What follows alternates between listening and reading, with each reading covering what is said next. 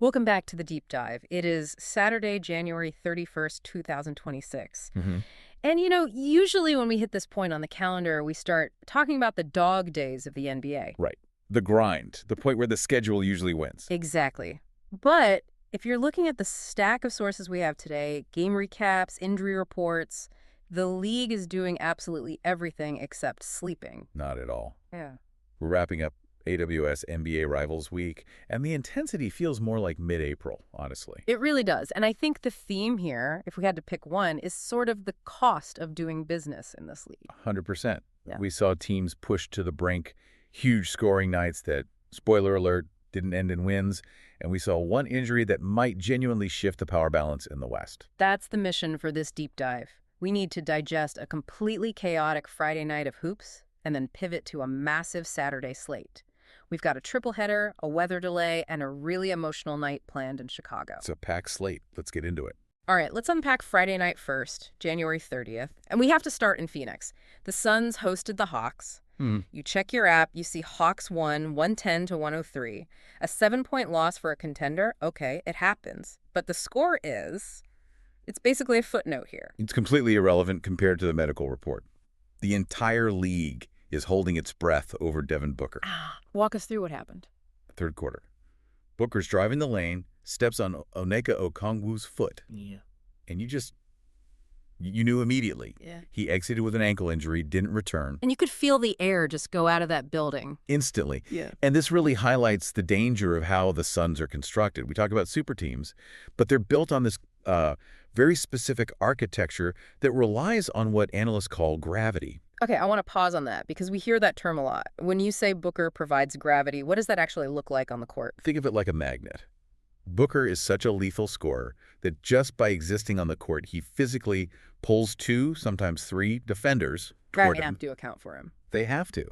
And that pull, that gravity, it warps the defense and leaves his teammates wide open. He creates space just by being there. So when he goes off the floor. The magnet's gone, the whole defense just snaps back into place.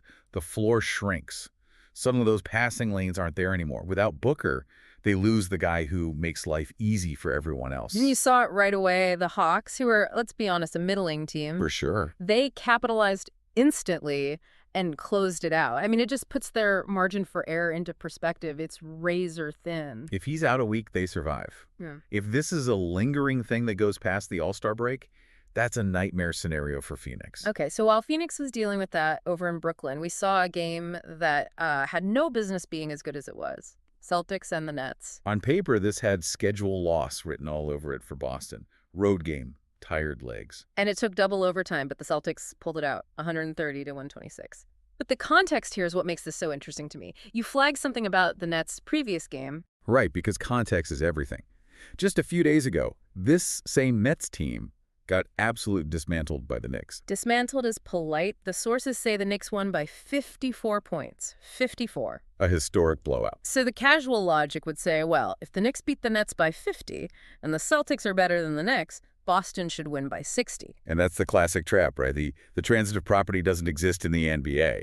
These are professionals. The Nets were embarrassed. They came out with the chip on their shoulder, and they punched the champs in the mouth. So is this a bad sign for Boston that they struggled so much? Or is this a good sign? I think it's a validation of their championship DNA. I know it's a cliche, but it's a real thing. It's the ability to execute when your legs are dead and the crowd is screaming. In double OT, it's not about talent, it's mental endurance. Boston didn't panic. Winning ugly is still winning. Exactly. Speaking of talent versus execution, let's go to Indiana. Pacers versus the Thunder, final score. Pacers 117, Thunder 114. But if you only looked at the highlight reels today, you'd think OKC blew them out. Because of Shai Gilgeous-Alexander. He was just ridiculous. 47 points, a 47 piece, and yet the Thunder took the L. And this is such a crucial data point for the MVP debate, I think. We often just equate most valuable with best scorer. And SGA is dominant, no question. But there's a point of diminishing returns. When one guy has to score 47 for you to even be competitive, it suggests the system around him wasn't clicking. It felt like the Pacers were almost willing to let Shai get his numbers so long as they shut down everyone else. That's it, exactly. They played the spoiler perfectly. And for Indiana, this is a huge proof of concept win. It proves they can hang with the absolute elite. They took an MVP candidate's best punch and still won. That does wonders for a young team's confidence. That's huge. Let's move to a team that needed a confidence booster. The Rockets were in Detroit, and the context here is key. Houston had lost 5 straight on the road. That's a heavy backpack to carry. Those plane rides get real quiet. Enter Kevin Durant. 32 points, but look at the efficiency. 11 of 19 from the floor. Rockets win 111 to 104. That efficiency is the difference. A younger star might need 28 shots to get 32 points. Durant does it in 19. That's veteran leadership. He just calms the whole offense down. And for the history buffs, he also climbed to number 11 on the all-time three-pointers made list. Just timeless. He keeps chipping away at history. Let's fly out west now. The Battle of LA Clippers hosted the Lakers. A lot of narratives colliding in this one. For sure. Clippers take it 112 to 104. Headline was Kawhi Leonard returning after 3 games, drops 24. Business as usual for him. And look at the trend line for the Clippers. They've won 13 of their last 16 games.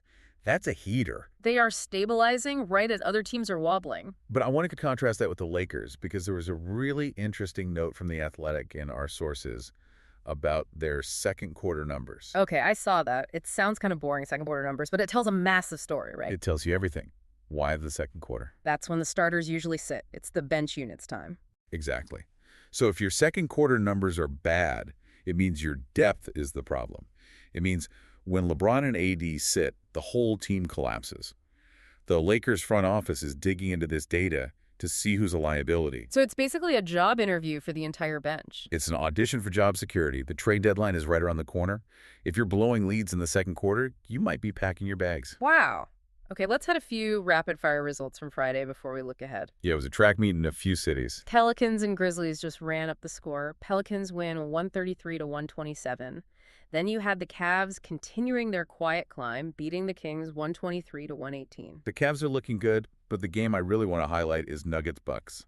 Denver wins 102 to 100. A gritty, low-scoring road win. A gritty road win with no Nikola Jokic. Right. And Julian Strawther led them with 20 points. This was their 6th straight road win. And that's the scary part for the rest of the league. We always ask, are the Nuggets the best team when Jokic is healthy? The question should be, what happens if their supporting cast learns how to win without him? It's a terrifying thought for the rest of the West. Finally, Raptors beat the Blazers 110 to 98. Just taking care of business. Solid win. Okay, take a breath. That was Friday. Let's look at tonight. Saturday, January 31st. Clear your schedule. ABC triple header to close out Rivals Week. They've stacked these matchups really well. Game 1, Knicks versus the Sixers, an Atlantic Division showdown. This is pure rivalry. But for Philly, Tyrese Maxey has ascended into the top 5 of the Kia MVP ladder. That's not a small leap. He's playing at a superstar level. And they're coming off that huge win against Houston. They're confident. Exactly. So you have a confident, fast-paced Sixers team against a Knicks team that wants to be physical and just grind you down. It's a total clash of styles. Game 2, Warriors taking on the Timberwolves. And this one has a dark cloud over it for Golden State. We're all waiting on the MRI results for Jonathan Kuminga. Which feels like a huge blow specifically for this matchup. Minnesota is just gigantic. That's the problem. They have the biggest front court in the league. Kuminga gives you that athletic wing who can battle. Without him, the Warriors are seriously undersized. They'll have to shoot the lights out. They have to. If this game gets into a wrestling match in the paint, they lose. And then the nightcap, Game 3, Lakers versus the Mavericks. The brands game. Seriously, the merchandise sales data is crazy. Top jerseys are Curry and Luka Doncic. Lakers lead-in team merch. This is the game for the casual fan. It's Luka versus LeBron and AD, but tactically it's a great chess match. Can AD punish Dallas in the paint? Can Luka's passing keep the Lakers' defense scrambling? Fascinating watch. Now, there is a schedule change we need to mention if you were planning to watch the Wizards and the Hornets. Yes, Mother Nature gets a say. A severe winter storm warning in the Northeast has bumped the Wizards-Hornets game. It's now tipping off at noon Eastern. So early basketball, and honestly, do not sleep on this game. We have to talk about the Hornets rookie, Con Knippel. He's been getting so much buzz lately. He has officially passed Cooper Flagg at the top of the Kia rookie ladder. Wow, that's a massive shift. A few months ago, Cooper Flagg was the anointed one. It just shows you development isn't linear. The sources describe Charlotte as a hive full of young talent, and right now, Knippel is impacting winning. That's the difference. Yeah. He looks more NBA ready than anyone expected. Amazing. Now, we can't talk about Saturday without mentioning the most emotional event of the weekend.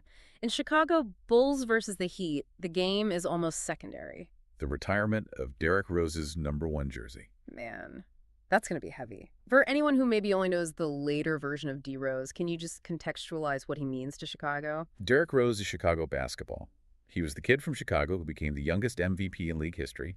He represented limitless potential. And then, of course, the injuries. It's a celebration of resilience as much as talent.